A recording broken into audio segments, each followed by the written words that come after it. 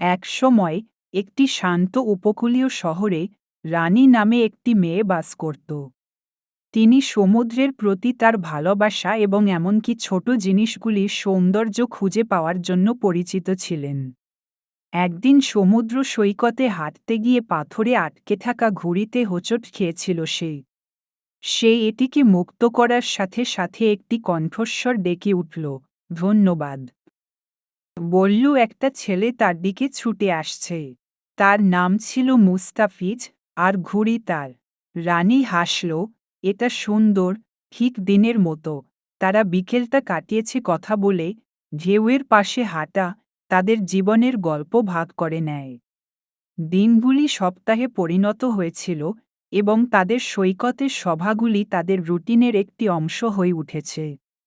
রানী পছন্দ করত যে কিভাবে মুস্তাফিজ সবসময় তাড়া করার জন্য একটি নতুন স্বপ্ন দেখেন। যখন মুস্তাফিজ জীবনের সহজ আনন্দকে রানী যেভাবে প্রশংসা করেছিলেন তার প্রশংসা করেছিলেন। এক সন্ধ্যায় সূর্য অস্ত যাওয়ার সাথে সাথে গোলাপি এবং কমলা রঙের ছায়ায় আকাশ আঁকা, মুস্তাফিজ প্রথমবারের মতো রানীর হাত ধরলেন। আমি মনে করি আমার হৃদয় একটি নতুন বাড়ি খুঁজে পেয়েছে, সে ফিসফিস করে বলল। রানী হাসল, একই অনুভূতি, এবং তারা সেখানে দাঁড়িয়েছিল, জেনেছিল যে তাদের ভালোবাসা সবে শুরু হয়েছে, তাদের আগে সমুদ্রের মতো চিরন্তন।